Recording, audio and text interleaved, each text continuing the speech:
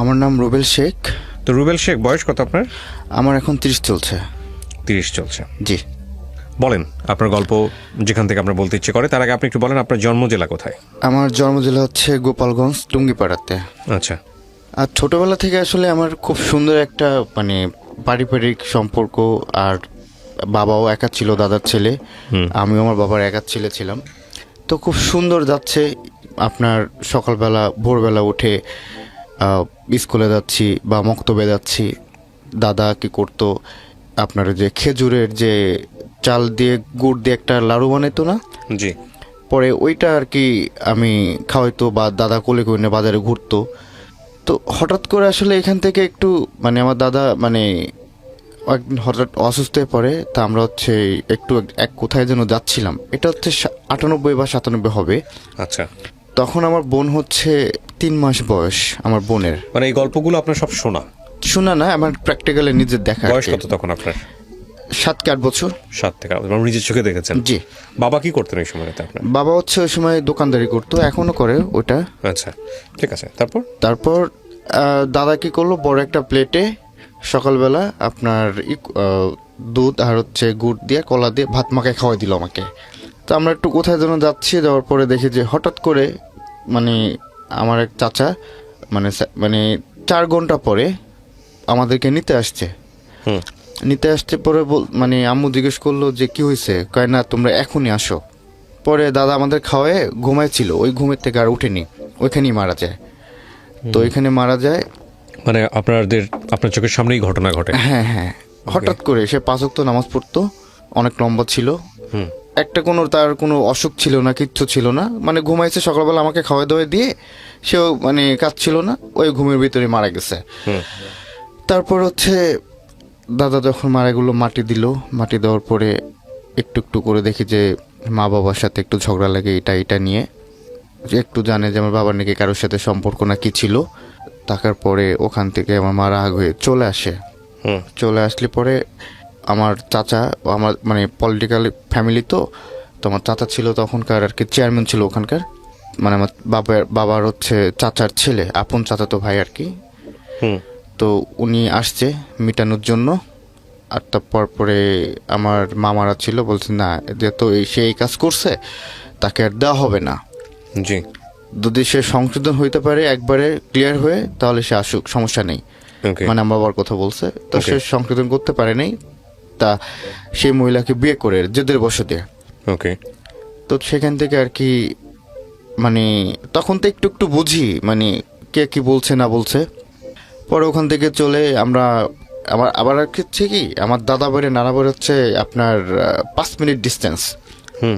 তো ওখান থেকে চলে আসার পরে আমার মা ওখানে যায় না। তারপরে হচ্ছে আমরা নানা বাড়িতে থাকি। জি। ওখানে থেকে মোরগঞ্জে পড়াশোনায় কোনো মতে একটু। আপনার বাবা তখন কোথায়?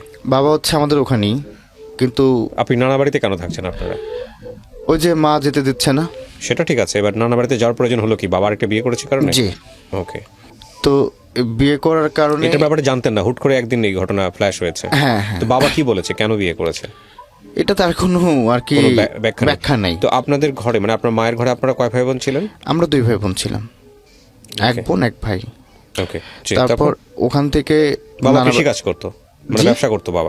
বাবা হচ্ছে ব্যবসা করতো, এখনো ওটা করে। ব্যবসা করেন? জি। ব্যবসা বলতে কি ধরনের ব্যবসা? আপনার মুদি আইটেম। ওকে। তো ওখান থেকে আসার পরে এই স্কুলে আসছি। তারপরে এর ভিতরে আবার একটা অ্যাক্সিডেন্ট হয়ে গেল। আমার 3 মামা, তো 3 মামার মধ্যে ছোট জন বিয়ে করেনি। আচ্ছা। বিয়ে করেনি, তো ওনার সঙ্গে আর কি আমার মা থাকতো। আচ্ছা। আমার মা, আমার নানু, তখন আমার নানা ছিল না আর কি, আমার নানা মারা গেছে। আচ্ছা। তো ওনার সঙ্গে থাকতে এখন আমার মামা বিয়ে করবে, এখন মেয়ে দেখতেছে এখানে সেখানে। পরে আমার মা আর হচ্ছে আমার যে সবার বড় যে মামা, উনি গেছে দেখে টেকে পছন্দ করে নিয়ে আসছে আমাদের পাশের এলাকার একটা মেয়ে। পরে ওনাকে, এটা হচ্ছে 2005-এর ঘটনা। আচ্ছা। তো ওনাকে যখন নিয়ে আসছে, বিয়েটা করলো, এর ভিতরে আমার মার সঙ্গে আর মামার সঙ্গে লেগে গেল ঝগড়া টগড়া। নানার বাড়িতে অবস্থা খারাপ? হ্যাঁ, এখানে অবস্থা খারাপ। পরে ওখান থেকে একটু এমন অবস্থা হয়েছে যে মামা আমাদেরকে থাকতে দিবে না, এই অবস্থা। ওকে। পরে ওখানে সবাই ছিল, আমাদের মানে দাদারও মানে চাচারা ছিল, মামারা ছিল, আরো যারা আছে, মায়ের চাচাতো ভাই যারা আছে, তারা বলে যে সে তো এই বাড়িরই মেয়ে, আর তো সেই জায়গারই বউ, তো Right. তাকে তো এখান থেকে খেদানোর কোনো প্রশ্ন ওঠে না। তোমাকে সে কোলে পিঠে করে মানুষ করছে। হুম, আর মামাকে ছোটকে বলতেছে। আচ্ছা, পরে উনি কান্নাকাটি করলো, মা যেহেতু বের হয়ে গেছে। হুম, পরে আমার বড় মামার ঘরে আমরা কয়েকজন থাকলাম প্রায় 3 মাসের মতো। তারপর হচ্ছে উনি কি করলো, ওই কিছু টাকা পয়সা দিল, দেওয়ার পরে ঘরটা তোলার পরে গার্মেন্টসের যে মেশিন, তারপর হচ্ছে মুরগি, এগুলা কিনে টিনে দিল। দেওয়ার পরে আপনার মা একটু স্বাভাবিক হয়। হুম, তো এগুলো দিয়ে আমাদেরকে চালাইতো। পরে আমার খালাকে বললো যে আমি পারতেছি না, তাহলে তুমি রুবেলকে নিয়ে যাও। পরে আমার খালাকে বললো যে হ্যাঁ, খালা বললো যে ও তো ছোট মানুষ, কিভাবে থাকবে ঢাকায়। হ্যাঁ, এটা তারপর চলে আসলাম। চলে আসার পরে ভাল লাগতো না, খারাপ লাগতো, এটা সেটা। পরে খালা কি করতো, নিজে ভাত খাওয়াই দিত হাতে মাখায়। পরে আপনার মা তখন কোথায়? মা তখন টুঙ্গিপাড়ায়, টুঙ্গিপাড়াতে। আপনি খালার বাসা তখন কোথায়? ধানমন্ডিতে, এখনো ওখানে। মানে আপনি তখন ঢাকাতে চলে আসছেন? জি। আচ্ছা, তারপর? তো আসার পরে খালা বই নিয়ে পড়াইতো, এটা সেটা করতো।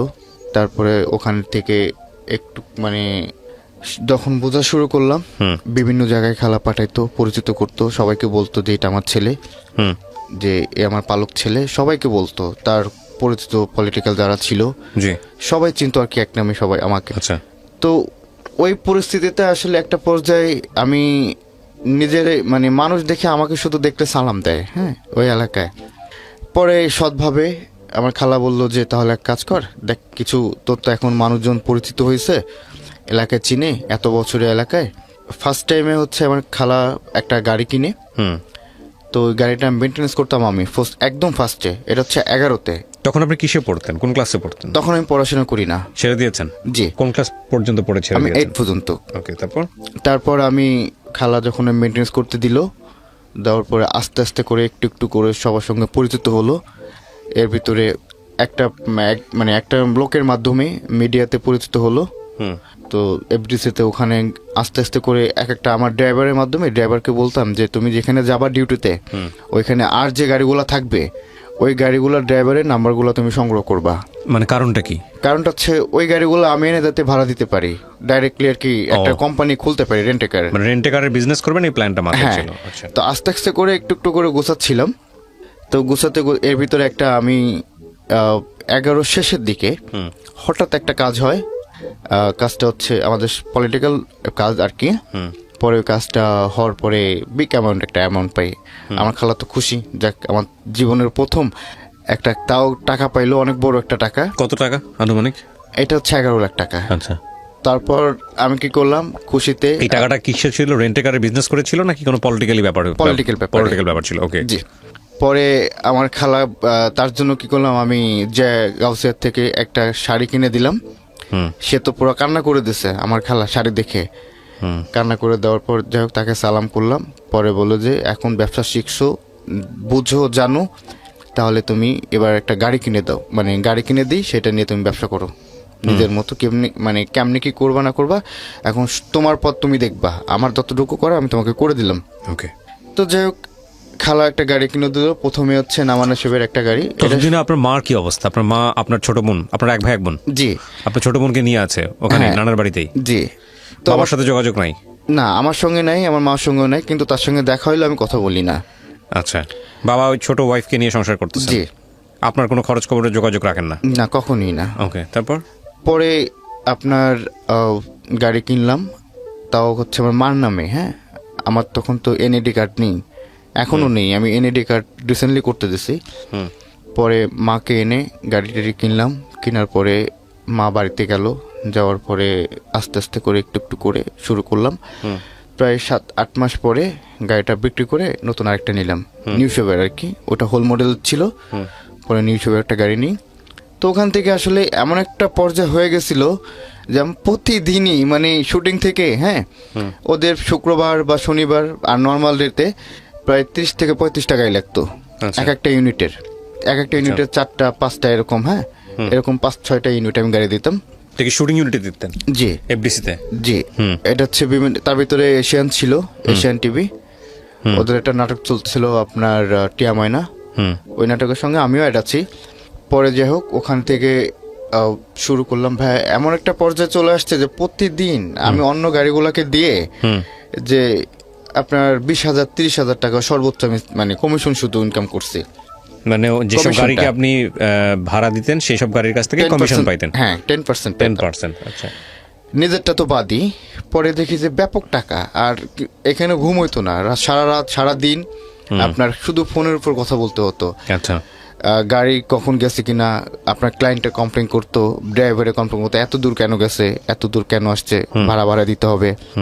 এটা নিয়ে সারাদিন আর কি, সারা রাত যাইতো এভাবে, ঘুমাইতে 5টা 6টা, আবার 12টার পর থেকে কল শুরু হইতো, আর সে রাত্রে 2টা 2:30 পর্যন্ত এরকম হইতো। কল চলতে থাকতো। জি, যাই হোক ওখান থেকে খুব সুন্দরভাবে চলছে। তার আগে আমি যেটা নিয়ে আমার গল্প, 2007-এর দিকে জি। তখন আমার খালার বাসায় আমি আপনার বিজনেস শুরু কত সালে? বিজনেস 11-তে। আচ্ছা, আপনি একটু পিছনে ফিরে যাচ্ছেন তাহলে। জি, 2007-এ। হ্যাঁ, তারপর হচ্ছে একটা মেয়ের সঙ্গে, মানে আমার খালার বাসার ঠিক উল্টা সাইডে, আমার খালাদের সাথে সম্পর্ক খুব ভালো। তো ওখানে আমিও যাই, আমার খালার ছেলে রিশাদ ও যায়। পরে একসাথে দুজনে খেলাধুলা করি বা গেম খেলি বা লুডো এই ইত্যাদি খেলা হইতো। তো ওই মেয়েটা আসতো, ওদের আত্মীয় ছিল। তো আসার পরে ওখান থেকে ওর সঙ্গে খুব ভালো একটা সম্পর্ক হয়, ফ্রেন্ডলি। তো এরকম দেখা সাক্ষাৎ, ও দেখি আসতো শুধুমাত্র আপনার শুক্রবারে আসতো, ও পড়াশোনা করতো স্কলাস্টিকায়। তো শুক্রবার আসতো। ওখান থেকে আসার পরে এখন আমাদের যখন একটু ক্লোজ হয়ে গেছে আমরা, তখন ও ক্লাস শেষ করে কি করতো, সরাসরি বাসায় না যে ওইখানে চলে আসতো। যাই হোক ওখান থেকে আসার পরে একটু একটু করে কথা হতো। এখন দেখি আলাদা আলাদা করে আমাকে ডাকছে, যে কেমন যেন একটা থাকে না, কিছু মানে কিছু বলবে বা এরকম একটা এরকম।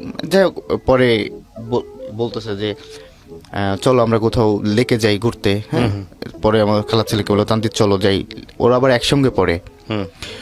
পরে বলে যে তান্দির চলো লেকে ঘুরে আসি রুবেলকে নিয়ে। হ্যাঁ, পরে বলো যে তোমরা যাও তাহলে আমি থাকি, তোমরা ঘুরে টুরে আসো। তো আমরা লেকে যেতাম রবীন্দ্র সরোবরে, ওখান থেকে ঘুরে টুরে তারপর আবার কোচিং ছিল 6টায়, ওখানে কোচিংয়ে চলে যেত। তারপর ওকে কোচিং থেকে বিদায় দেওয়ার পর বাসায় চলে যেত।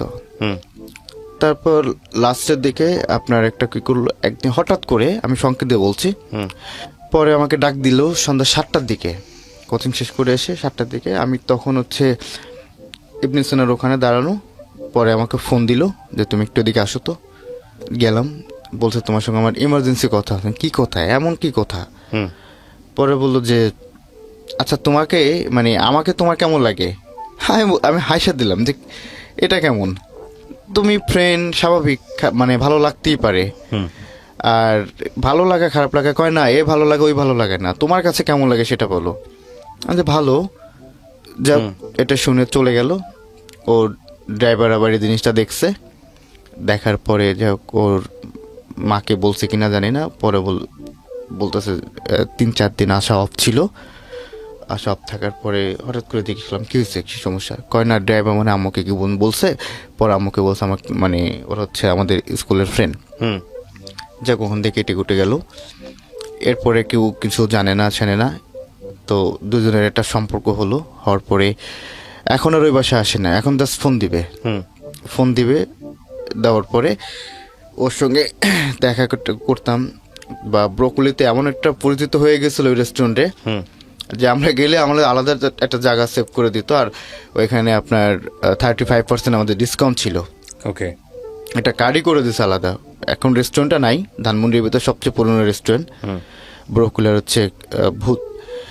তো যাই হোক ওখানে প্রায় আসলে ওখানে কথাবার্তা হতো। আমি এবার কি করতাম, লজ্জায় এলাকা সবাই চিনে, তো ওকে নিয়ে কখন আমি মানে সঙ্গে করে হাঁটতাম না। তো ও আসতো ওখান থেকে দেখা করে চলে যেতাম আমরা যেখানটায় ছিলাম। তারপর ওখান থেকে গেল আস্তে আস্তে করে একটু একটু করে গভীর একটা সম্পর্ক হলো ওর সঙ্গে। তারপরেও আপনার এসএসসি দিল। এরপরে ওর মা তখন হচ্ছে এমপি। আচ্ছা, খুব পাওয়ারফুল এমপি। ওরা চলে গেল তখন হচ্ছে আপনার আপনার এমপি হোস্টেলে। ওখানে যাওয়ার পরে প্রায় আপনার ওখানে যে সংসদের ঠিক উল্টা সাইডে ওই যে দক্ষিণ প্লাজার এই সাইডে ঘাসের ওই জায়গায় বসে থাকতাম বা আইসক্রিম খাইতাম।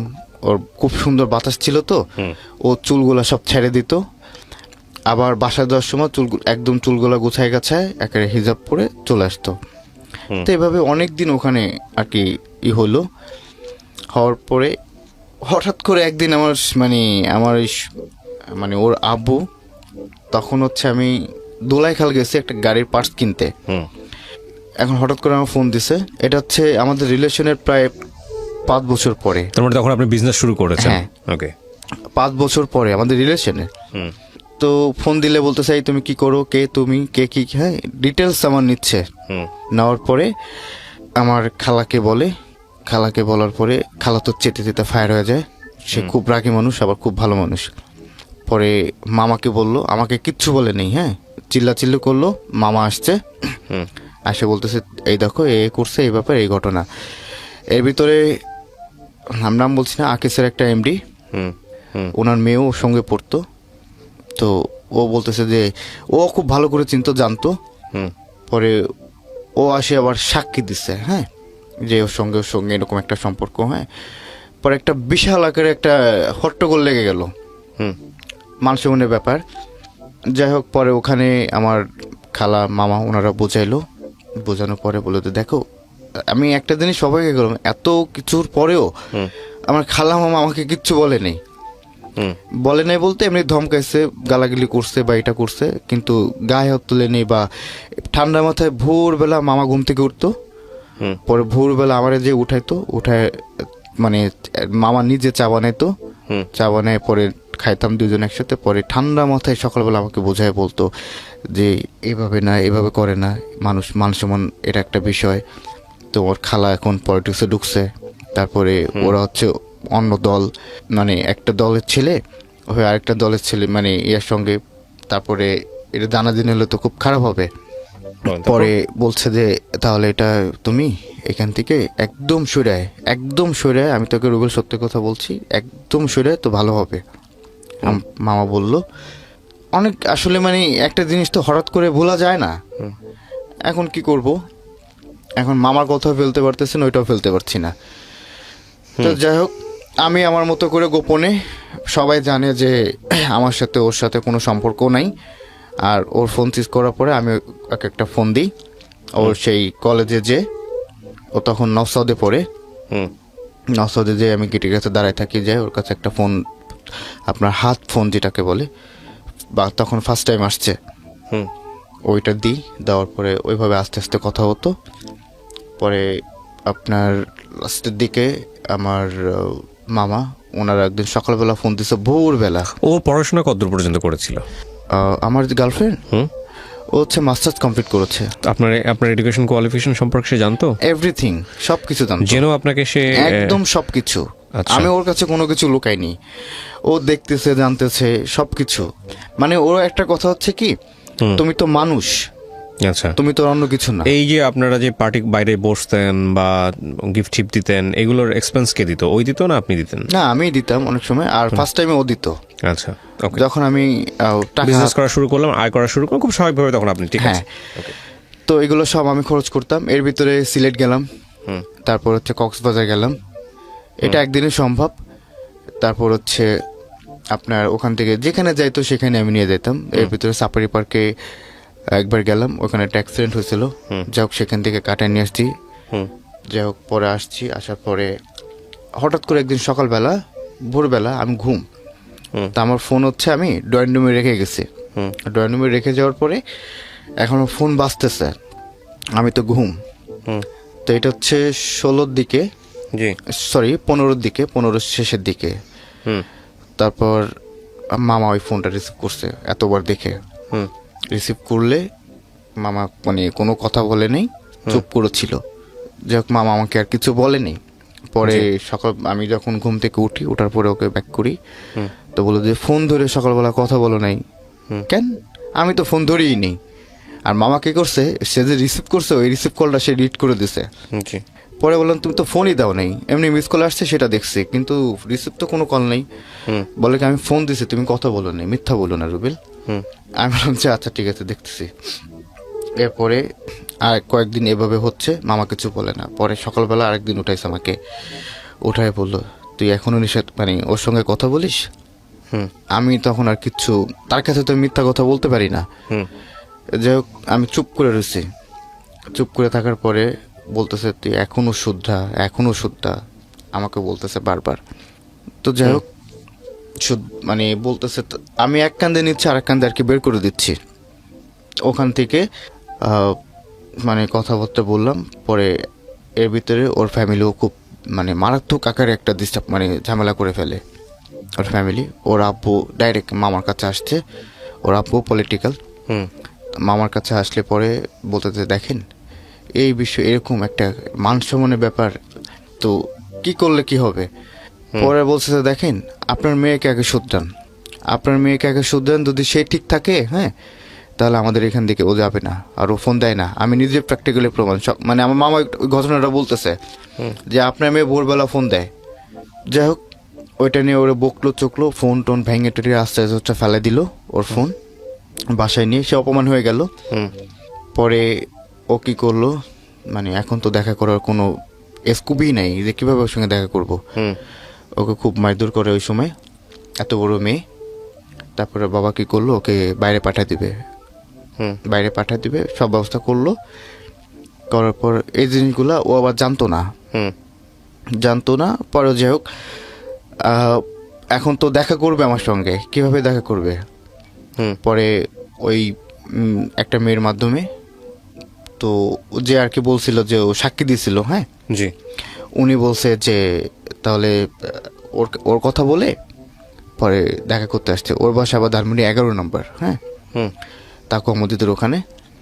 পরে ওইখানে আসার পরে আমার খালা আবার এটা জানে। খালা জানে, তো বলছে যে এটাই মনে হয় লাস্ট দেখা। পরে আমি কি করলাম, 32-এর যে গোল চক্করটা আছে না এক্সারসাইজের জায়গাটা, জি, ওখানে যে দাঁড়ালাম। বিশ্বাস করবেন না ভাইয়া, ওই তেঁতুল গাছের গোড়ায় আমি দাঁড়ানো। ও সবার সামনে এসে আমার পুরো জড়ায় দিল, হাউ মাউ করে কান্না করে দিল। আমার খালা যায়, মানে আমার খালা যে আমার পিছনে আসছে এটা আমি আর দেখিনি। আমার খালা যে ওর একটা দিল চর। কেন আসছো? হ্যাঁ, তারপর আমারও চর দিল একটা। এই জীবনে প্রথম আর কি আমার খালা গায়ে হাত দেয়। তো যাই হোক আমার খালা কিচ্ছু বলে না। আমার খালা বললো বাসায়, ঠিক আস্তে করে চরটা দিয়ে তার মুখ পুরা কালো হয়ে গেছে। পরে মানে সে নিজেই অনুতপ্ত হয়ে গেছে যে কি মানে কি একটা ঘটনা, মানুষজন তাকাই রয়েছে, মানুষের মনে ব্যাপার। তাছাড়া হচ্ছে পাবলিক প্লেস এটা। হ্যাঁ রাইট। পরে উল্টা সাইডে লোকজন তাকে চিনে, সবাই চিনে, সে মুখোশ পরে আসছে। সে তাড়াতাড়ি করে আমার বললো যে বাসায়। তো বাসায় নেয়নি। তারপর তার একটা কাজ ছিল ইমার্জেন্সি। পরে আমি তো ওর থেকে আসতে চাচ্ছি না, স্বাভাবিক বিষয়। পরে খালা কি করলো, তখন বাসায় না নিয়ে তার যে কাজ ছিল একটা, সে তখন আপনার মনুজান সুপেনে বাসায় গেলাম, ওই নানির বাসায় যাওয়ার পরে তোপখানা তখন মন্ত্রীপাড়া, ওখানে যে বসছি। খালা যে ওইখানে থুয়ে দিয়ে গেছে আমাকে, হ্যাঁ আমার দেখি যে খালা 3 ঘন্টা 11টা বেগেছে রাত, আসে না, ফোন দিলে ফোন ধরতেছে না। পরে মনুদান আন্টি বোন আছে, চাচাতো বোন, ওনাদের সাথে মুড়ি মাখায় টাকায় খাইলাম একসঙ্গে। পরে দেখি 12টার দিকে আসছে। এর ভিতরে ওদের সাথে সম্পূর্ণভাবে যোগাযোগ বন্ধ। যাওয়ার পরে আমি কি করলাম যে একটা নাম্বার দিয়ে, হ্যাঁ পরে ওর বাসার কাজের মেয়ের ফোন থেকে একটা ফোন দিয়েছিল। ফোন দেওয়ার পরে এটা এই ঘটনা এখন যেটা বললাম এটা হচ্ছে 16 সালের দিকে, একদম ফার্স্ট উইকে 16 সালের বা 2-3 মাস হবে এরকম। পরে আমি ফোন দিলাম, 3-4 মিনিট কথা হওয়ার পরে বলতেছে যে আচ্ছা আমি তোমাকে একটু পরে ফোন দিচ্ছি। তা আমি ওই যে টাইমটা, হ্যাঁ ওই টাইমটা আমি পুরো নোট করে রাখছিলাম। আপনার 2016 আপনার 17 মার্চ আপনার 16 তারিখ সন্ধ্যা 7টা 20 মিনিট। তো এটা নোট করে রাখছি। তো এইটা প্রায় 5 বছর হয়ে গেল। ওই একটু পরে যে কথা বলছি, হঠাৎ করে ওর কোনো খবর নেই, কোথাও কোনো যোগাযোগ নেই। আমি তো পুরা মানে নিজে কি করব না করব কিছু টের পাচ্ছি না। পরে রাগ হয়ে আমি খালার বাসার থেকে বের হয়ে গেলাম। বের হয়ে যাওয়ার পরে আমার খালা বিভিন্ন লোকের মাধ্যমে খোঁজ নেয়, তো কোথায় কি করতেছে না করতেছে, গাড়ি কোথায়, ড্রাইভাররা বলতেছে ম্যাডাম জানি না কোথায় আছে না আছে। আমার প্রত্যেকটা গাড়ির ড্রাইভারের কাছে ওনার নাম্বার ছিল, তো বলতেছে ও কোথায় গেছে না গেছে। পরে যাই হোক আমি কি করলাম, পাশে একটা বাসা ভাড়া নিলাম শঙ্কর পশ্চিম মধুর ওইখানে। পরে ওখানে থাকতাম একটানা 6 মাস। পরে ঘরের ভিতর থাকতাম, ঘরের থেকে বেরোতাম না, শুধু গাড়ির কথাটুকু বলে। তো এর ভিতরে আমার একটা ছোট ভাই এলাকার, ওরা দায়িত্ব দিলাম যে মেনটেন্স করার। আমি পুরো এক ঘর হয়ে গেলাম, মানে আমার জন্য পৃথিবীতে কিছু নাই এরকম একটা হয়ে গেল। ওকে। তো হঠাৎ করে আমি সিগারেটের দোকানে গেলাম, যেখানে কোল্ড খাইতাম প্রতিদিন। তো সবুজ ভাই বললাম, সবুজ ভাই আমাকে একটা সিগারেট দেন। কি সিগারেট? এখন সে আমার মুখের দিকে তাকায় আছে যে হঠাৎ তুমি সিগারেট কি আমার সঙ্গে এগ্রি করতেছো? আমি বলছি, না ভাই সিরিয়াস, আপনি দেন আমাকে। বলছেন না সিগারেট দেওয়া না, দেন তো। পরে ওনাকে ঝাড়ি দিলাম, ঝাড়ি দেওয়ার পরে উনি দেহকে একটা সিগারেট দিল। খাইতে কাশতে তো পুরো মানে পুরো নিঃশ্বাস বন্ধ হয়ে গেছে, কখনো তো সিগারেট খাইনি। ওকে বিয়ে হয়েছে ততদিন নাকি বিয়ে ঠিক হয়েছে? না না বিয়ে হয়নি, ওকে বাইরে চলে আমি পরে জানছি যে ও বাইরে চলে গেছে। মানে হঠাৎ করে কাউকে বলার কোনো সুযোগ দেয়নি ওকে, ওর বাবাও সাথে গেছিল। পরে যাই হোক সিগারেট মানে ওই যে শুরু করলাম ওই ঘরের ভিতর বসে, মানে সপ্তাহে মনে হয় ভাই আপনার পুরো একটা ঝুড়ি ফেলাইতে হইতো, এত খাইতেন? হ্যাঁ। তারপরে ঘুম হতো না, মাথা গরম হয়ে যেত, অনেক অনেক গরম হয়ে যেত, মনে যে মাথায় পানি ঠেলে বসে থাকি কেমন যেন। এর ভিতরে মাদের সাথে খালাদের সাথে কথা কান্নাকাটি করতো। যাই হোক একদিন হঠাৎ মামা আসলো, কোত্থেকে বাসার খবর নিচ্ছে তা আল্লাহ জানে। এসে বলতেছে আমার তো পুরা দাড়ি চুল পুরা পাগলের মতো হয়ে গেছে, আমি বাসার থেকে বের হই না, দুনিয়ার কখন রাত কখন দিন আমার তখন আর কি মানে তো ঠিক ছিল না, তখন ঘুম হতো না। পরে আপনার সামান্য পাওয়ারের একটা ওষুধ ছিল, ওই ঘুমের ওষুধটা খাইতাম 2টা করে প্রতিদিন, ভোর 4টার দিকে, তারপরে একটু ঘুমাইতো। তো ওখান থেকে পরে মামা আসার পরে ওইগুলো দেখার পরে মামা জড়ায় দেখে মানে ধরলো, তারপরে বললো যে বাসায় এভাবে জীবন চলে না, ব্যবসা তো সব খাইছিস, সব তো শেষ করে ফেলেছে। এর ভিতর কি হয়েছে, আপনার মামার কাছে জিজ্ঞেস করছিলাম যে মামা এই কোম্পানিতে আমি গাড়ি দিচ্ছি, এতগুলা গাড়ি নেবে, তা আপনি কি বলেন?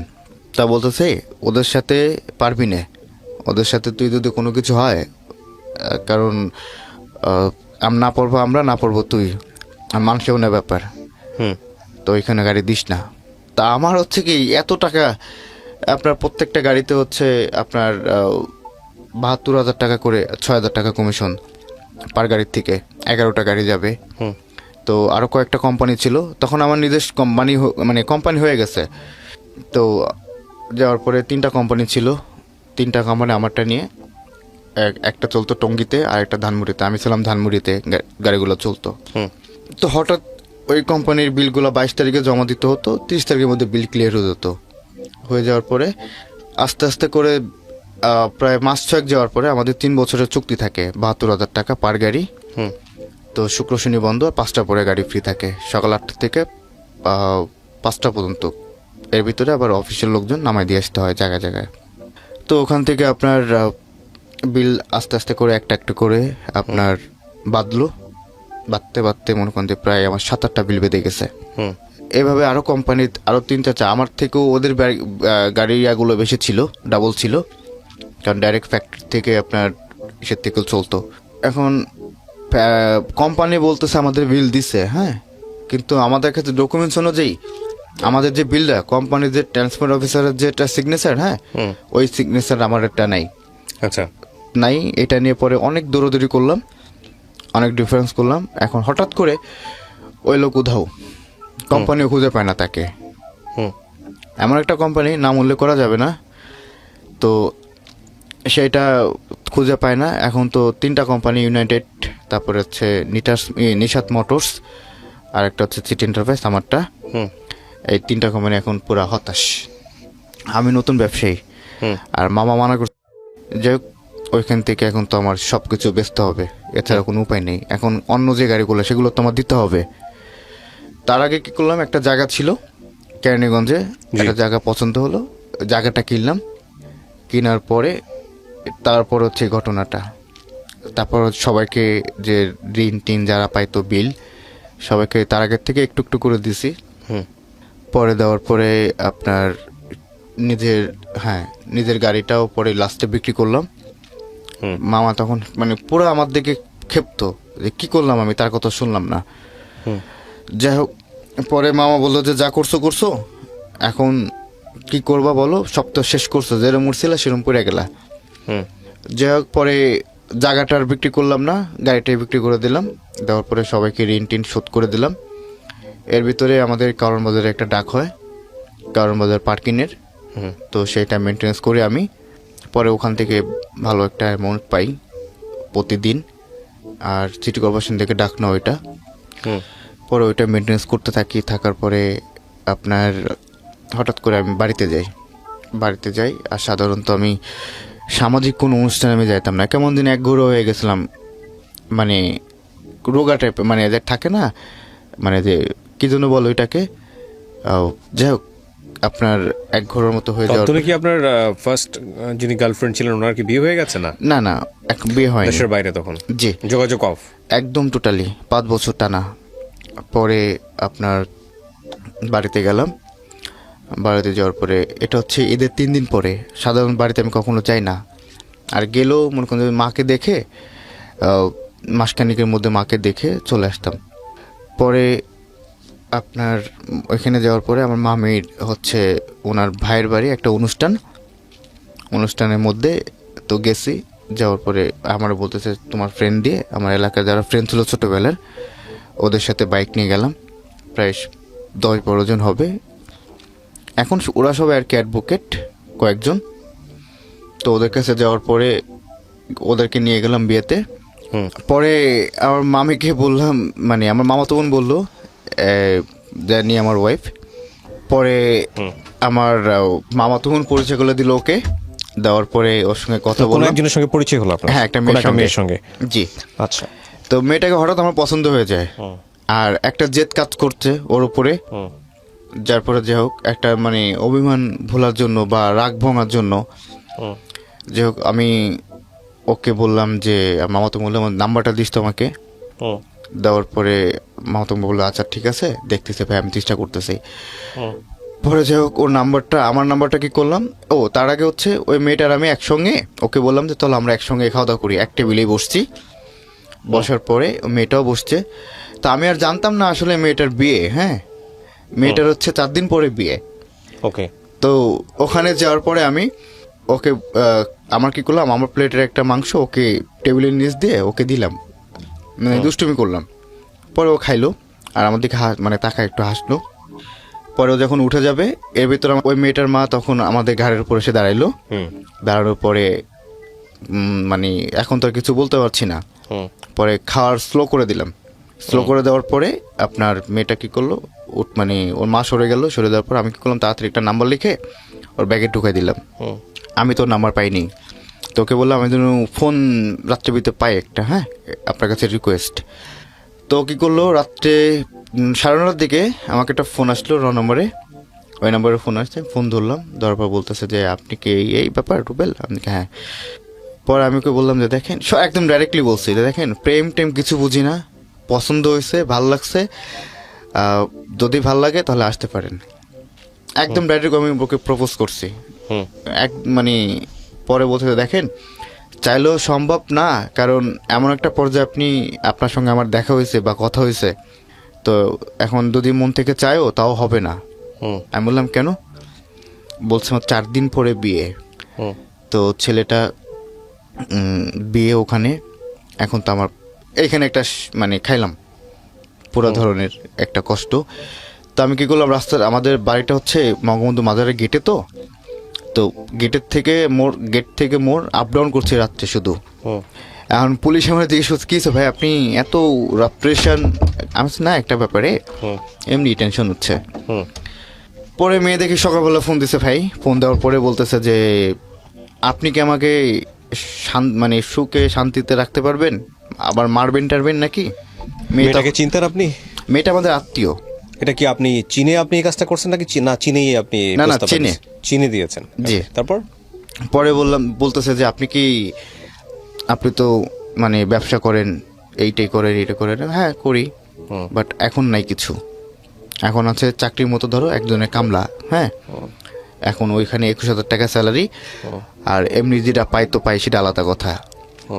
তো বললো যে এখন আপনি কি মানে নিয়ে মানে এখনো দ্বিধাবন্ধে আছে, হ্যাঁ, কি করবে না করবে। পরে আমাকে বলতেছে যে আচ্ছা ঠিক আছে, আপনার কথাই রাখলাম। আমাকে আপনি করে বলছে তখন। পরে ওকে রাত্রেবেলা আনার কথা, এখন তো পসিবলই না কোনো অবস্থায়, একটা মেয়ের বিয়ে ঠিক তাই না, সেখানে তো প্রস্তাবও দেওয়া যাবে না, কারণ তাদের আয়োজন চলছে। পরে রাত্রেবেলা আমি কী করলাম, সন্ধ্যার দিকে আমাদের এলাকার থেকে প্রায় 7 কিলোমিটার হবে, এতটুকু ডিস্টেন্স, মানে গোপালগঞ্জ সদরের কাছাকাছি। পরে ওর কাছে ওদের বাড়িতে গেলাম, যাই বলে আন্টি কেমন আছেন, এই তো কী অবস্থা। আমার মানে উনি বুঝে গেছে, মেয়েটার মা বুঝে গেছে ওখানে যে এরকমটা ঘটনা করবে। তো বলতেছে যে এই তোমরা বসো, মিষ্টি দিল, পিঠা এটা খেতে দিল। রাত্রে তখন 9টা বাজে। তো এর ভিতরে ওই মেয়েটা এসে বলছে এই ভাই আপনি কেমন আছেন। ওর মা তো চোখ গরম হয়ে গেছে, কেন আসছে। পরে ওই রাতে আর হয়নি, পরে সারা রাত ওকে পাহারা দিল। পাহারা দেওয়ার পরে সকালবেলা ফোন দিছে ওর চাচাতো বোন যে ভাইয়া আপনি আসেন, লিমার তো বিয়ে হয়ে যাচ্ছে, আপনি আসেন। আচ্ছা ঠিক আছে ওকে। সকালবেলা আমি ঘুম থেকে উঠে আমি ফ্রেন্ডে বললাম এই বাইজিৎ এখনই যাইতে হবে, কোথায়, যে ওখানে যাইতে হবে। পরে ওখানে যেয়ে আপনার বাইক নিয়ে যে সরাসরি ওদের বাড়ির সামনে থেকে আমি বললাম পিছনে থেকেও, মানে একটা আপনার আছে লেক আছে আমাদের, লেকের ওই মানে ব্রিজটা পার হয়ে লঞ্চঘাটের ব্রিজটা পার হয়ে ওইখানে দাঁড়াও শহরের সাইডে। তো কী করলো, দাঁড়াইলো, আর ওদিকে তো ছোট ভাই পেছনে দেখা ও কী করছে, একটা দৌড় দিছে। যাই হোক ওকে নিয়ে চলে আসলাম। এর ভিতরে আপনার আমাদের বাড়িতে খবর নিয়েছে যে আমি ছাড়া কেউ না। যাই হোক আমার মার কাছে গেছে, চাচার কাছে গেছে, ফার্স্ট টাইম এখানে সেই আমার বাবার কাছে গেছে। আমার বাবা তো কিচ্ছু জানে না, বোঝে না। এর ভিতরে আমার বাবা অনেক যোগাযোগ করার চাইছে আমার কাছে, তা আমি কোনো পাত্তা দিইনি। যাই হোক পরে নিয়ে আসলাম ডাইরেক্ট ঢাকায় এনে ওকে বিয়ে করলাম। বিয়ে করার পরে একসাথে সংসার চলছে। পরিচয়ের কতদিন পরে বিয়ে করলেন? 4 দিন। মাত্র 4 দিন? জি। একটা ইমেজিং একটা ঘটনা, বাংলা সিনেমা এটা হার মানাবে যে গল্পটা। তো ওকে বিয়ে করলাম, বিয়ে করার পরে সুন্দর মতো চলার পরে ওখানে 2 বছর 2 হলো। তো আমাদের এর ভিতরে বাচ্চা নেওয়ার অনেক চেষ্টা করলাম, তো কোনো সমস্যা মানে কারোর কোনো সমস্যা নেই। তো এই খুব প্রবলেম হচ্ছে। তো ওর আবার জিনের প্রবলেম ছিল, যাই হোক ফুজুর টুজুর দেখাইলো, ওটা ছাড়াইলো। তারপর তোর মাদের সাথে দেখি যে একটু ওরা ধমক দিলে ও পুরা ক্ষিপ্ত হয়ে যেত। পরে ওখানে যাওয়ার পরে এর ভিতরে আসলো লকডাউনে এমন একটা অবস্থা হলো। তো প্রথম লকডাউনটা খুব সুন্দর, ব্যবসা বাণিজ্য বা যা ছিল টুকটাক মতো চলছে আছি। এর ভিতরে মনে করেন আমার মামা, সাইদ মামা, তারপর হচ্ছে ওনারা কী করলো, উনি মানে পলিটিক্যাল যে প্রাণগুলা ছিল ওইগুলো আমি নিজে রিলিভ করলাম সবাইকে, বাসায় ফ্ল্যাটে। কেউ কিন্তু ভাই একটা জিনিস, এই যে লকডাউনে মধ্য শ্রেণীর লোক যারা, হ্যাঁ, এরা বলে না যে আমার লাগবে না। যাই হোক পরে আমরা দিলাম ওইগুলা, দেওয়ার পরে আমি আবার ওখান থেকে নিয়ে যাওয়ার পরে সুন্দর মতো যাচ্ছে আসছে। মামা বলছে কখন কিছু লাগলে তো আমাকে ফোন দিস। দেওয়ার পরে ওখানে সেকেন্ড টাইম ওখান থেকে উঠে কাটানোর পরে লাস্ট টাইম যে একটা লকডাউন পড়লো না, এই লকডাউনের আগেরটা, জি। তো তার ভিতরে আমাদের কারোর মধ্যে টেন্ডারটা শেষ। তো আমি চেষ্টা করছি গাড়ি কেনার জন্য টাকা গোছায়। তো যাই হোক ওই টাকাগুলো শুধু খাইছে আর উড়াইছি। মানে আমি একটু মানে কি বলবো, শৌখিন টাইপের, ঘুরতে খুব পছন্দ করি বিভিন্ন জায়গায়। তো তারপরে ওখানে যাওয়ার পরে একটা অবস্থা, এমন অবস্থা প্রদর্শন দাঁড়ায় যে আমাদের এখন না আছে চাল, না আছে চোলা। তা প্রিপারেশন নিলাম জায়গা বিক্রি করে দিব। কেন, তখন আপনার বিজনেসের কি অবস্থা? তখন তো আমার কিছুই নেই, ওই যে বললাম বিজনেসে সব বিক্রি করে শেষ করে ফেলছি। তার ভিতরে 6 মাসে আপনার প্রায় ঘরবন্দি ছিলাম। আচ্ছা। তো বললাম যে গাড়ি বিক্রি করে দিলাম। তারপরে কারণ বাজারের দায়িত্বে। আপনার ওয়াইফ তখন কি করতেছে? ও বাসায় শুধু আপনার সমস্ত কিছু জেনে শুনে আপনাকে বিয়ে করেছে? হ্যাঁ। আপনার আগে সম্পর্কটা জানতো? ওকে আমি পরে বলছি, বিয়ের আগে বলেন নাই? না পরে বলছে যে যাক ওটা আপনি তো- যখন ওকে বিয়ে করছেন তখন কি আপনি আগের মেয়েটাকে ভুলে গেছেন নাকি তখনও মনের মধ্যে সে আছে? না, এটা তো আমি ওকে বলতে পারিনি। বলতে পারেন নাই? না। তারপর? তার ভিতরে ওকে ফোন দিতাম, দেখি যে নাম্বার বন্ধ থাকতো। হুম যাক, ওর সঙ্গে খুব ভালো। তো ওর ভিতরে আমার প্রচন্ড একটা মায়া হয়ে যায় ওই মেয়েটার উপরে, আমার ওয়াইফের উপর। পরে আমার শাশুড়ি আপনার দেখি যে ছেলেরে দিয়ে পাখির মাংস, হাঁসের মাংস, দেশি মোরগ এগুলো পাঠাইতো। তা আমি এবার আমার প্রিয় মানুষ যারা ছিল তাদেরকেও দিতাম, নিজেও খেতাম। দেওয়ার পরে তা আমি এবার এলাকা থেকে কিছু আনলে আমার ঘনিষ্ঠ যারা তাদেরকে আমি পাঠাই দিই। লাস্ট লকডাউনে এমন একটা পজিশন দাঁড়ায় যে ভাইয়া, এমন জায়গা তৈরি হয়েছে আমার যে মানুষের কোথাও আর মানে এমন একটা চাওয়ার মতো মুখ আমার নাই। আর আপনি বড় ব্যবসার থেকে যদি কারোর কাছে মাথা নিচু করে আপনি পারবেন না কিন্তু লজ্জায়। তো ওই পজিশনটা আমার হয়ে গেছিলো, না পারতেছে কাউরে বলতে, না পারতেছে করে মানে বাসা বড় বেঁধে গেছে। পরে আমার ওয়াইফ প্রায় মামা বলল যে এর আগে তো লকডাউনে দেখছি সে, এখন তো তাকে বলতে পারছি না। পরে কি করলাম, আমার ওয়াইফ বললো যে তাহলে আমি বাড়িতে চলে যাই। আমার শাশুড়ি তো প্রথম থেকেই রাগ, একদম আমাদের বিয়ের প্রথম থেকেই। তারপরেও মনে করেন যে একটু ওই টাকা টোকা দিতাম। পরে আমার ওয়াইফ বাড়িতে গেল, লকডাউন খোলার আগে কোনো অবস্থায় পাঠাইলাম। পাঠানোর পর আমিও গেলাম। যাওয়ার পরে আমি ঢাকায় চলে আসলাম, দেখি কি করা যায়। এখন বাসাও ভাড়া না দিয়ে বাসাতে চলে গেছি, এরকম অবস্থা হয়ে গেছিল আমার। পরে কি করব এখন, না পারতেছে মামার কাছে বলতে, না পারতেছে সইতে, কি করা যাবে এখন। পরে মামা ফোন দিলে বলতাম যে হ্যাঁ ভালো আছি এইটাই। মানে তার কাছে আমি বলতেই পারতেছি না যে কি করে বলবো আমি তার কাছে, এত টাকা দিছে, এত টাকার তারও তো একটা কখন বলে ফেলবে। হ্যাঁ, নিজের ভিতরে একটা কেমন যেন লাগতো, মানে অপরাধ কাজ করতো যে কি করলাম, এত টাকা ইনকাম করলাম, তো এই টাকাগুলা যদি সে শুনে, তা আমি আবার বাইরে কয় টাকা খরচ করতাম, বাসায় বসে মামা বলে দিত। আমি সিগারেট খাইতাম, মামা বলতো আজকে কয়টা আপেল খাইছো, লম্বা লম্বা আপেল। আমি হাসতাম, যাও সে জানতো। বলার পরে এখন তো আমার কোনো উপায় নেই। পরে একদিন মামার কাছে বললাম যে মামা আমার তো মানে কোনো টাকা টুকু নাই কাছে। বললো যে কেন, কারণ বাজার থেকে প্রায় 12 লাখ টাকা তুই নিছিস, তো সেই টাকা কি করছিস। পরে বললাম যে মামা জায়গা কিনছিলাম, কিছু টাকা বাকি ছিল ওইখানে দিছি। আচ্ছা বুঝলাম, তা বাকি টাকা বউ নিয়ে খাইছিস আর উড়াইছিস। যাই হোক, গেল, ফোনটা কেটে দিল ধমক দিয়ে। মানে তখন আসলে আলটিমেটলি হেল্প করার মতো কেউ আর আশেপাশে নাই। না, ধীরে ধীরে আমার আস্তে মাও আস্তে আমাকে দিবে না, মার detached কাছে হয়ে যাচ্ছে। হ্যাঁ, পরে মাও আমাকে দিবে না। কারণ মার সঙ্গে সারাক্ষণ যোগাযোগ হচ্ছে, আমার খালার সঙ্গে। আমার খালার মা হচ্ছে বান্ধবী, একসাথে পড়াশোনা করতো। পরে মা বলতেছে দেওয়ার দরকার নাই, আমার বড় মামা বলতেছে ওরা কেউ টাকা দিবেন না। ওই যে একটা রাগ, আমি একা বিয়ে করছি, তার আগে একটা ঘটনা, পুরো মাংস সবার খাইছি। কিন্তু যখন বিয়ে করার কথা বলছে ভাই, যেদিন ওই যে বললাম না আমার খালা চট দিয়ে নিয়ে আসলো, দুজন একসঙ্গে মিট করলাম, জড়া ধরলো, ওই দিন আমাদের একটা প্রিপারেশন ছিল করার। তো খালা তো ওই দিন নিয়ে আসলো। তো মামা বলছে এবার বিয়ে করা চাই। হ্যাঁ, এত দেখি তুই কেমনে পারিস ওকে বিয়ে করতে, কিভাবে পারিস। তখন তো আপনার বিয়ে হয়ে গেছে, সে কথা আবার বলবে কেন? জি, পরে আমার বড় মামা আমাকে খুব ভালোবাসে, তো একটা ভাই না। পরে উনি কি করলো, আমাকে 10,000 টাকা পাঠাইলো। তারপর আমি ওই টাকা দিয়ে কোনো মতে একটু, এখন তো না পারবো ছোট কোনো কাজ করতে, লজ্জা লাগে। পরে আপনার ইয়াতে ওই যে মাদার টেক আছে না, গাবতলি মাদার রোডে থেকে মাদার টেক, ওখানে আমার এক ছোট ভাই ছিল। ওরে বললাম যে দেখ এখন তো বাঁচতে হবে, আমার কি করা যায়। পরে ওকে করলো ভাইয়া, আমি মানে আজকে এই ফার্স্ট টাইম আমি বলছি, আমার জীবনের সবচেয়ে ছোট কাজ এটা। আমি কি করলাম, ভ্যান গাড়িতে করে তরকারি বিক্রি করলাম ওই সময়টাতে। হ্যাঁ, ওইটা নিয়ে আস্তে আস্তে মানে হাতে টোসা পড়ে যেত। কখনো তো পরিশ্রমের কাজ আমি কখনো করিনি। এই যে আপনি হাজার হাজার টাকা কামাতেন প্রতিদিন, বলছেন 20,000 টাকা করে হ্যাঁ। থাকতো আপনার, এই টাকাগুলো কি করতেন? এই যে আপনার ক্যান্ডিগঞ্জে 6 কাঠা জায়গা নিয়েছিলাম। তো 6টা জায়গা তখন কি বিক্রি করে দিয়েছেন নাকি না আছে না, তখন? আছে, ওইটা আমি ধরে রাখছি যত কষ্ট হোক। তারপর ওইটা ভ্যান গাড়িতে তরকারি বিক্রি করতাম, দেখি যে ওখান থেকে ভালোই প্রফিট আসতেছে।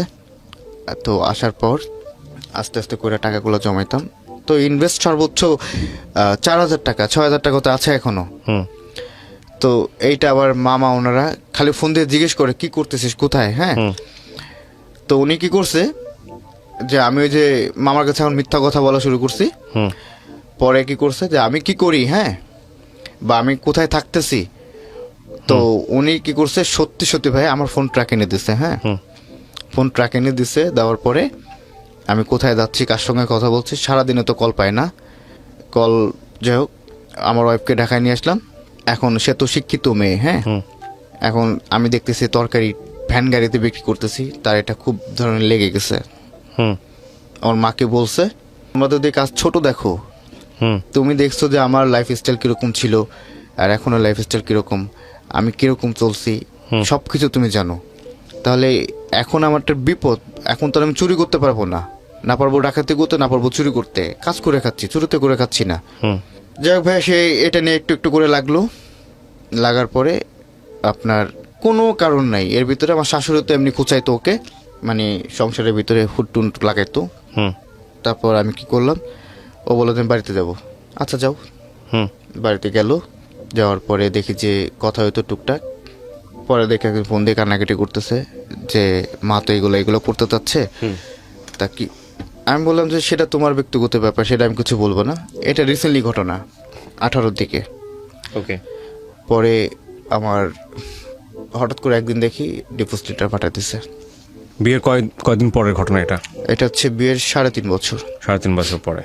আচ্ছা, তারপর? পাঠিয়ে দিছে, তা আমি ওটা অ্যাকসেপ্ট করিনি।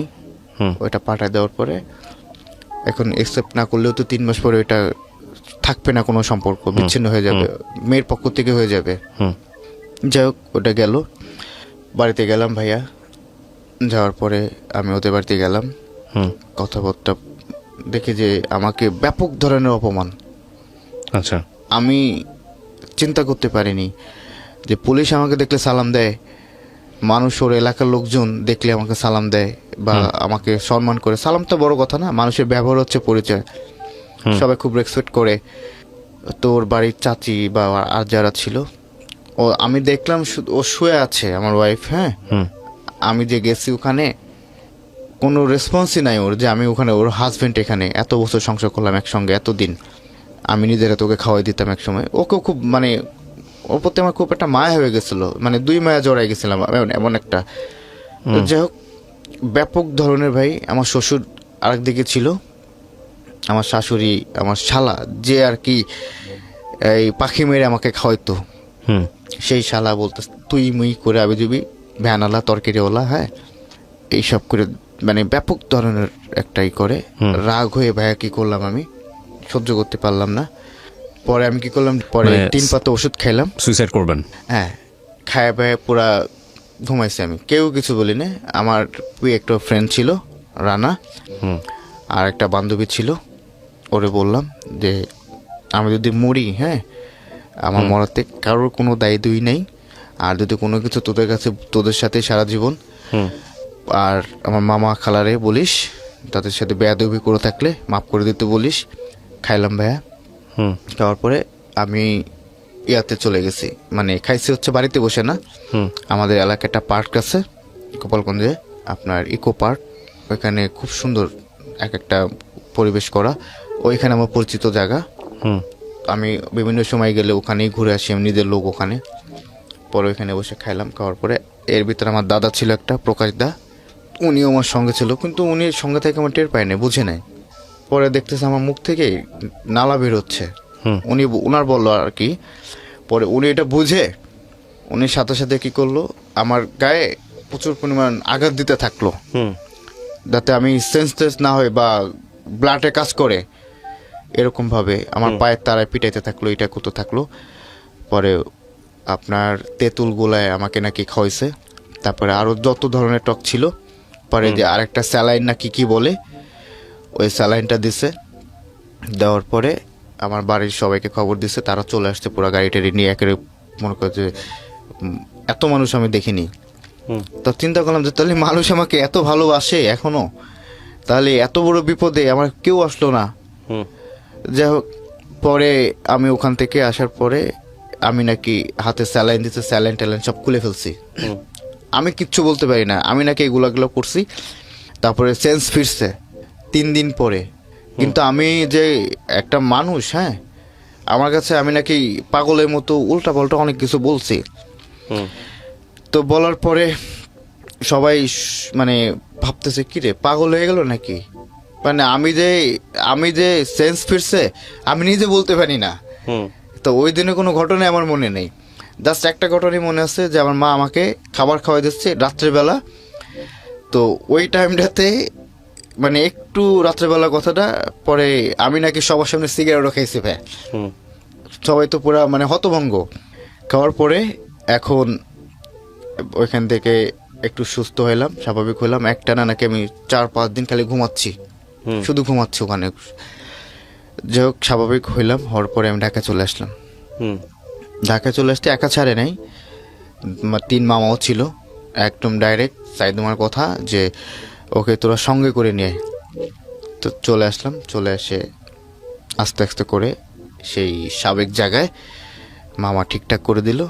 তো বললো যে জীবনে কষ্ট কি জিনিস, জীবনে যে এত টাকা উড়াইছিস, এইখানে গেছিস এইখানে গেছিস, টাকা মনে করে সবসময় লাখ টাকা পকেটে নিয়ে ঘুরে বেড়াচ্ছিস, টাকার মানে মজাটা কি বুঝছিস?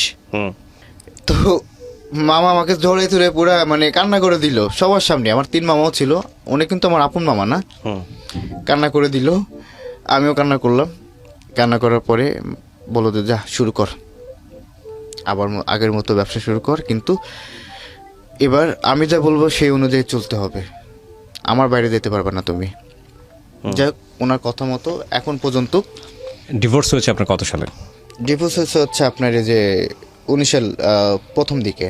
এরপরে কি আপনার আগের যে সম্পর্ক ছিল যে মেয়েটি, তার সঙ্গে আপনার কথা হয়েছে বা সে কি এসছে, সে কি জানে আপনার জীবন সম্পর্কে? সে জানছে, সে নাকি আমার খবর নিচ্ছে আরেকজনের কাছ থেকে, ওই মেয়েটার কাছ থেকে, যে আমি নাকি বিয়ে করছি। তো সেটা নিয়ে নাকি সে ব্যাপক ধরনের আঘাত পায়। তা আমার কথা হচ্ছে তুমি যে কোথায় গেছো বা কোনো জায়গায় যাবা, এতদিন খবর নাই, অ্যাটলিস্ট আমাকে তো বলে দেওয়া উচিত ছিল আমি আছি বা কোথাও আছি বা কোন জায়গায়। ঠিক আছে, আপনার যুক্তি আপনার জায়গাতে অবশ্যই লজিক আছে, তো তার আমি ওকে জায়গাতে দোষ লজিক দিব না। আছে। না, ডেফিনেটলি দোষ গুণের প্রশ্ন ইটস আ ফ্যাক্ট, এটা আপনার লাইফের ঘটনাগুলো, এগুলো এভাবে ঘটেছে। তো এই ঘটনাগুলো আপনি বর্তমানে কি করছেন? এখনো কি রেন্টে কারের বিজনেস করছেন? এখন ভাইয়া আমি একটা গাড়ি কিনছি, একটা ওইটাও পলিটিক্যাল থেকে একটা টাকা আসছে, ওইটার থেকে কিনছি। আপনার নাম আছে এই ক্যারাভ্যান নিশানের 15 সিটের হাইক্স, ওইটা এখন ভাড়া চলতেছে ওটা আইলোতে। দিয়ে বিজনেস করে চালাচ্ছেন? হ্যাঁ আইলোতে চলছে। আর একটা গাড়ি কিনছি আপনার ব্যাংক লোন, সেটা হচ্ছে আপনার এই যে নিটল টাটা 7 গাড়ি, আপনার এই যে আইসারের ট্রাক মতন আর কি, খোলা গাড়িটা। আচ্ছা, তো আমি আপনাকে কয়েকটা কোশ্চেন করি। প্রথম কোশ্চেন হচ্ছে গল্পটা বললেন কেন? বলার কারণটা হচ্ছে কি, ছোটবেলা থেকে একজনের কাছে বড়, তো একটা ছেলে যদি সে কষ্ট করে বা সে যদি সৎভাবে থাকে অবশ্যই তার ভালো একটা কিছু হবে। সে যদি এই যে আমি যদি এখন তাদের কথা না শুনতাম বা উল্টা লাইনে চলে যেতাম, তাহলে তো আজকে আমার এই পজিশনে থাকার কথা ছিল না। আপনার জীবনে যতটুকু ক্ষতি হয়েছে সেই ক্ষতির জায়গাটা যদি আমি একেবারেই আমার নির্দিষ্ট জীবন করি, তাহলে সেই ক্ষতির কারণটা কি, মানে আপনি কি আইডেন্টিফাই করতে পারেন? ক্ষতির কারণটা হচ্ছে আমার বাবা। ঠিক আছে, কিন্তু ওই রকম পরিবারে বড় হয়ে প্রায় 97 থেকে এই যে আজকে 2021 লাস্টের দিক, আমি আর বাবাকে বাবা বলি না। না সেটা অন্য হিসাব। দেখেন, এইরকম পরিবারে বড় হয়েও জীবনে আইকনের পর্যায়ে পৌঁছে যায় এরকম অনেক মানুষ আছে না? এর চেয়েও খারাপ মানুষ আছে, এর চেয়েও খারাপ পরিবেশে বড় হয়। জি, আমি আপনার লাইফটা কিভাবে মূল্যায়ন করতে বলবো যে আপনি যেভাবেই বড় হন না কেন, আপনার লাইফে গোল্ডেন কিছু চান্স আসছিল, যেমন আপনার খালা এখন আছে। তারপরে আপনি বিজনেস করে ওই সময়টাতে লাখপতি এবং সম্ভাবনা ছিল কোটিপতি হয়ে যাওয়ার, অ্যাটলিস্ট হয়ে গেছিলাম, কাছাকাছি চলে গিয়েছে। তাহলে এত একটা এস্টাবলিশ পর্যায়ে যাওয়ার পরেও আপনার যে ধস নামলো, সেই ধসের জায়গাটা মূলত একটাই, আমি যদি বলি সেটা হচ্ছে সম্পর্ক তৈরির জায়গাটা। এবং যে মানুষটাকে আপনি জীবনে জড়াবেন, যাকে বিয়ে করেছেন কিংবা আপনি যার সঙ্গে প্রেম করেছেন, এই জায়গাগুলোতে আপনার বুঝে ওঠার একটা বড় ধরনের ভুল ছিল। এবং সেই ভুলের জায়গাটা আমি যদি নিরূপণ করি খুব মোটা দাগে, সবাই আপনাকে একই কথা বলবে, সেটা হচ্ছে এগুলো সিনেমাতেই সত্য, বাস্তবে যে হয় না তা না, বাট এক্সেপশন কখনো এক্সাম্পল না। মানে সামর্থ্য অনুযায়ী সংসার করা উচিত। আপনি যে স্ট্যাটাসে ছিলেন সেই স্ট্যাটাস থেকে এই মেয়েটিকে যদি আপনি আপনার জীবনে নিতেন, তাহলে ডেফিনেটলি হয়তো সাময়িক সুখী হতেন, কিন্তু তার পরিবারের সঙ্গে মেশা, তার আত্মীয় স্বজনদের সঙ্গে মেশা, কখনোই ইজি হতে পারতেন না, প্রতি মুহূর্তে ধাক্কা খাইতেন। তো সেটা অনেক ডিফিকাল্ট একটা ব্যাপার ছিল। সেই অসম প্রেমটা এবং অসম প্রেমের ব্যাপারটা হচ্ছে কি, এগুলো আবার যখন সম্পর্কে জড়ায় যায় তখন অন্যান্য সম্পর্কের চাইতে এগুলোতে আবেগ আরো বেশি থাকে, কারণ এখানে বাধা থাকে, যেখানে বাধা থাকে সেখানে প্রেমের আবেগ অনেক বেশি থাকে। জি। তো আপনার ক্ষেত্রে সেটা হয়েছে। আর দ্বিতীয়ত আমার মনে হয় যে দ্বিতীয় যে সম্পর্কটা মাত্র 4 দিনের মধ্যে এই যে বিয়ের জায়গায় চলে যাওয়াটা, এটা একটা বড় ধরনের ভুল ছিল। জি। তো এখন কি পরবর্তীতে এরকম ভুল করার সম্ভাবনা আছে নাকি কি চিন্তা ভাবনা না, করছেন? এখন আর সেরকম কিছু নেই। এখন একটাই আল্লাহর কাছে চাই, আমার এর ভিতরে সুইসাইড করার চেষ্টা করলাম, ওই যে বললাম। এখন আমার মা আছে আর বোন আছে, আর সবচেয়ে বেশি আমি আমার খালা সাইদ মামা, তো তাদের জন্য আজকে আমি এই পর্যন্ত কাজ। আপনাকে আমি একটা কথা বলি, এই কথাটা আপনি যদি মনে রাখেন সারা জীবন, মানে যেটা আমিও প্র্যাকটিস করি ব্যক্তিগতভাবে, আমি আপনাকে অ্যাডভাইস দিচ্ছি না, ভাই হিসেবে বলতেছি, সেটা হলো মানুষের জীবনের কিছু উদ্দেশ্য আছে। হ্যাঁ, আপনি যদি বিলিভার হন, বিলিভার বলতে যেটা বোঝাচ্ছে আপনি যদি ধার্মিক হন, আপনি যদি সৃষ্টিতে বিশ্বাস করেন যে না একজন সৃষ্টিকর্তা আছেন, আপনি যে ধর্মের অনুসারী হন না কেন, তাহলে সেই ধর্মকর্ম করাটা এটা হচ্ছে উত্তম পথ। নাম্বার 1, আপনি জীবনের অনেক উদ্দেশ্য খুঁজে পাবেন। নাম্বার 2, সেটা হচ্ছে আপনি যেই পরিবারেই বড় হন না কেন, যেভাবেই বড় হন না কেন, আপনার কিছু প্রিয় মানুষ আছে, এবং সেটা যে মানুষের ধর্ম আছে তারও আছে, যে মানুষের ধর্ম নাই তারও আছে। খুব স্বাভাবিকভাবে মানুষের ক্ষুদ্রতম ইউনিট হচ্ছে তার পরিবার, এবং সবচাইতে ইম্পর্টেন্ট ইউনিট হচ্ছে তার পরিবার। তো আপনি জীবনে খুব ঠান্ডা মাথায় চিন্তা করে দেখবেন যে আপনি জীবনে কয়টা মানুষকে সুখী করতে চান। একটা হচ্ছে নিজেকে যদি আপনি সুখী করতে চান, তাহলে এটাই সবচেয়ে বেস্ট ওয়ে যে আপনাকে কাউকে না কাউকে সুখী করতে হবে, সবচেয়ে বেস্ট ওয়ে। মানে আপনি নিজে যদি কাউকে, আপনি যদি বলেন যে আমি সুখী হব, আমি হ্যাপি হব, তাহলে এই হ্যাপি হওয়ার সর্বোত্তম রাস্তা হচ্ছে আপনি যাদেরকে খুব পছন্দ করেন, যারা আপনার সবচেয়ে প্রিয় মানুষ, তাদেরকে হ্যাপি করা। এর চাইতে বেস্ট ওয়ে নাই। হ্যাঁ, তাহলে আপনাকে চোখ বন্ধ করে চিন্তা করতে হবে আপনার জীবনের সবচেয়ে গুরুত্বপূর্ণ মানুষ কারা। সেটা হতে পারে আপনার মা, সেটা হতে পারে আপনার খালা, সেটা হতে পারে আপনার ছোট বোন। হ্যাঁ, এই যে মানুষগুলো, সেগুলোকে আইডেন্টিফাই করতে হবে। আইডেন্টিফাই করে আপনার জীবনের লক্ষ্যটা ঠিক করতে হবে যে এই মানুষগুলো কি করলে, এই মানুষগুলোর জন্য কি করলে এই মানুষগুলো খুশি হবে। আমি কি বুঝাতে পারছি আপনাকে? তখন আপনি ওই কাজগুলো করবেন। হ্যাঁ, দেখবেন জীবনটা অনেক অনেক বেশি সহজ হয়ে গেছে। এই মানুষগুলো কি করলে অখুশি হবে, এই মানুষগুলো কি করলে খুশি হবে। মেক দেম হ্যাপি, তাদেরকে আপনি হ্যাপি করেন, আপনি দেখবেন অটোমেটিক্যালি আপনিও অনেক বেশি সুখী হয়ে গেছেন। ঠিক আছে? আর সম্পর্কের জায়গাটা থেকে এটা সবসময় ভাইস ভার্সা, যেটা হচ্ছে যে আপনি আসলে কখনোই নির্দিষ্ট করে বলতে পারবেন না যে আপনার জীবনে এমন কোনো মানুষ আসবে যেই মানুষটা আপনার জীবনটাকে গড়ে দিবে, বা যেই মানুষটাকে আপনাকে অনেক সুখে রাখবে। কারণ আপনার মতো করে আপনি যাকে নিয়ে আসতেছেন সেও এইভাবে চিন্তা করতেছে। এটা ভাইস ভার্সা, এটা দ্বিপাক্ষিক, এটা একপাক্ষিক না। হ্যাঁ, তো সেই জায়গাটা থেকে আমার মনে হয় যে আপনি বরং এভাবে চিন্তা করতে পারেন যে আপনি যে মানুষটাকে আপনার জীবনে নিচ্ছেন তার প্রতি আপনার একটা বিশাল দায়িত্ব আছে। আপনি তাকে হ্যাপি করার চেষ্টা করবেন, শুধু এক্সপেক্ট করবেন সৃষ্টিকর্তার কাছে, আল্লাহ আমি যে তাকে হ্যাপি করার চেষ্টা করছি সেটা যেন সে বোঝে। তাহলে তার ভিতরে মানবিকতার গুণ থাকলে সেও একসময় আপনাকে হ্যাপি করার চেষ্টা করবে। সো পুরা জীবনটাই আসলে কাউকে না কাউকে হ্যাপি করার চেষ্টা, এবং আপনি যদি হ্যাপি করতে পারেন ডেফিনেটলি আপনি হ্যাপি হবেন। এই হচ্ছে বিষয় আর কি। হ্যাঁ, তার ভিতরে একটা কথা বলি ভাই, ওই যে আমার গার্লফ্রেন্ডের, ও যখন বাইরে, হ্যাঁ, ওর মা তখন একটা বিয়ে করে ফেলছে। সেটা করুক, ওদের ব্যক্তিগত বিষয় আমরা না যাই। আমি একটা জিনিস আপনাকে সবসময় বলি, আমাদের জীবনটা একটা মহাসমুদ্রের মধ্যে। জি, অনেক বিষয় আছে, অনেক বিষয়। আপনি এত বিষয় নিতে পারবেন না, এত বিষয় নিয়ে আপনি চিন্তাও করতে পারবেন না। হ্যাঁ, তো আপনাকে ঠিক করতে হবে যখন আপনি অনেক বেশি ইনডিসিশনে ভুগতেছেন, অনেক বেশি ফ্রাস্ট্রেট, যেহেতু আপনার সুইসাইড করার মতো ঘটনাও ঘটছে, তখন আপনাকে চিন্তা করতে হবে যে এই জীবনটা তো আসলে খুব ক্ষণিক সময়ের। সেদিন একটা ফেসবুকে একটা পোস্ট পড়ছিলাম, খুব আমার ফ্রেন্ড সার্কেলের কেউ একজন লিখেছে যে একটা মানুষ মরে যাওয়ার পরে যখন কবরে চলে যায় তখন ওই দেহের পচনের কিছু সিস্টেম আছে।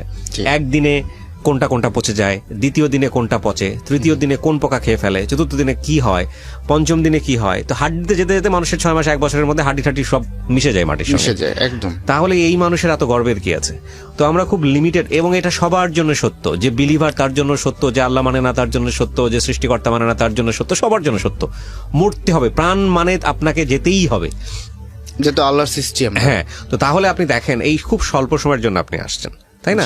এই স্বল্প সময়টা যদি আপনি যেভাবেই চিন্তা করেন, life is one kind of game, life is one kind of, আপনি আপনার জায়গা থেকে যেভাবেই চিন্তা করেন না কেন, আপনি যদি সেটা অ্যাচিভ করতে না পারেন, আপনি যদি ইবাদতের জায়গা থেকে চিন্তা করেন, আপনি যদি মানুষকে হ্যাপি করার জায়গা থেকে চিন্তা করেন, সেটা যদি না করে আপনার যদি খালি মনে হলো যে আমি শুধু সন্ধান করে গেলাম, স্ক্যাটার্ড হয়ে গেলাম এবং জীবনে কিছুই করতে পারলাম না, এটা কিছুই না, তাহলে লাইফটা কিন্তু আসলে অপচয় হলো। এবং পৃথিবীর সবচেয়ে বড় অপচয় হচ্ছে কোনো জীবনের অপচয়। হ্যাঁ, সো জীবন অপচয় করা উচিত না। আপনি যেই পড়াশোনা করেন, যেটাই কিছু করেন না কেন, ক্লাস 8 পর্যন্ত পড়েছেন, অনেকে ক্লাস 8 পর্যন্ত পড়েনি, অনেকে বিদ্যালয়ে পর্যন্ত যায় না, যায়নি। তারপরেও তারা উদাহরণ সৃষ্টি করার মতো মানুষ হয়েছে। তো সেই জায়গা থেকে ভাই আপনি আসছেন এখানে, আপনাকে আমি একদিন ঘুরাই দিয়েছিলাম কারণ আমি ওইদিন নিতে পারি না স্টোরিটা, আই ওয়াজ সো টায়ার্ড। তো সেই জায়গাটা থেকে আমি আপনাকে বলবো যে ওই ছোটবেলায় আমরা পড়েছি, জন্ম হোক যতটা কর্ম হোক ভালো, যেখানেই জন্ম হোক না কেন কাজটা ভালো হোক। জি। তো আপনার যেহেতু সামর্থ্য আছে, আপনি যেহেতু বোঝেন, বিবেকবান মানুষ, আপনার যারা যেহেতু কোটি টাকা ইনকাম করার সৎ পথে যেভাবেই হোক না কেন হয়েছে সুযোগ, তো সেই ক্ষেত্রে আপনি অ্যাসেট, এটাকে ভ্যালু দিয়ে, সম্মান দিয়ে আপনি ভবিষ্যতে ওই দিকে আগান, চেষ্টা করেন মানুষকে হ্যাপি করার জন্য, তাহলে আপনি একসময় হ্যাপি হবেন। তবে আমার একটা জিনিস ভালো লাগে যে আমি একটা জিনিস দেখছি ভাইয়া, যে আমার ধারে কোনো অসৎ কাজ শুট করে না ইনশাআল্লাহ, তাহলে তো আর খুবই ভালো। তারপরে আপনি অসৎ কাজ কেন বিভিন্ন করবেন? মানুষ ভাইয়া, আমি একটা রাত্রে 2:30টার দিকে আমি বাংলা মোটর বাংলা মিশনের এই সাইডটাতে দাঁড়ানো, একটা ছেলে এসে বলছে ভাই আমাকে খাবার দিবেন।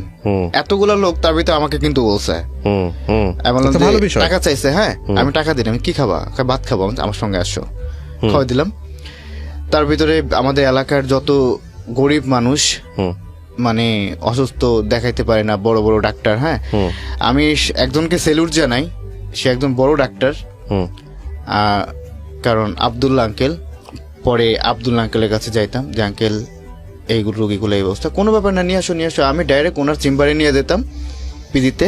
আলহামদুলিল্লাহ, ভালো কাজ করতেছেন, আরো এখনো করতে থাকবেন, এই যে এগুলো বেশি বেশি রিসেন্টলি করবেন। আপনার সচিবালয়ের সামনে একটা ছেলে আছে, দোকানদার, চা দোকানদার, বলতেছে ভাই আমার ওয়াইফের এরকম এরকম সমস্যা, আমি শনিবার নিয়ে যাবো। আমি শনিবার আগে সময় পাবো না, শনিবার সকাল 7টার দিকে থাকো পিজিতে, আমি 8টার দিকে চলে যাবো। ডু ফর দিস, মানে আপনি এটা করতে থাকবেন, যত বেশি করবেন তত বেশি নিজের ভালো লাগবে। আর এগুলো আসলে আল্লাহকে হ্যাপি করার জন্য করবেন, কাউকে হ্যাপি করানোর আমি দরকার কাউকে নেই। বলি না। আমি লকডাউনের ভিতরে এই যে 21 দিনের লকডাউন ছিল, স্টেডিয়ামে ওইখানে আমার দোকান আছে, লোক দিয়ে করাই, ওখান থেকে 18,000 টাকা মাসে পাই আমি ভাড়া। তো আমি কি করছি, আর একটা লোক আছে যারা লোক দোকান, ওদেরকে আমার কারখানা আছে কিন্তু একটা, এই যে আপনার খিলগাঁও বেকারি, ওখান থেকে প্রতিদিন আমি 250 বা 300 মতো পাউরুটি নিতাম আর কলা নিয়ে রাখতাম। রাত্রেবেলা আমি লোক দিয়ে দেওয়াইতাম, তাও যারা বিপদগ্রস্ত, যারা এলাকায় ঢাকায় এসে যারা আটকে গেছে, স্টেডিয়ামে ভাই অহরহ মানুষ আছে, শুয়ে থাকে। আপনি দেখবেন ভালো ভালো মানুষ, এরকম ছেলেরাও কিন্তু শুয়ে আছে রাস্তায় একটা পেপার বিছায়। পরে ওদেরকে লিস্ট করলাম যে কারা কারা আসছে এরকম ভাবে। পরে আমি বন্ধনের সাথে কথা বললাম বা সদস্যের সাথে কথা বললাম যে এনাদেরকে পাঠানোর ব্যবস্থা করে দেন, যা খরচ হচ্ছে আমি দিচ্ছি, আপনি প্র্যাকটিক্যালি এটা নিতে পারেন, সমস্যা নেই। তো ওখানে এভাবে আমি প্রায় 21টা দিন এভাবে ওদের সাথে ছিলাম, রাতে না ঘুমায়। তারপর হচ্ছে রিসেন্টলি আবার থানায় বলেন, হসপিটালে বলেন, যেখানে বলেন, আমাকে সারা রাত সারাদিন মানুষ পাবে। তবে আমি যদি ঢাকায় থাকি, আমার অধিকাংশ সময় ঢাকার বাইরে থাকা হয়। এটা হচ্ছে ড্রাইভার অনেক নয়ছয় করে, বা পুলিশে গাড়ি ধরে, বা গাড়ির আপনার না ধরলেও আমার কোন এক একটা সুতা বের করে। এখন আমার জীবনের সবচেয়ে এখন একটাই আশা, আমার জীবনে কোনো আশা বাকি নাই।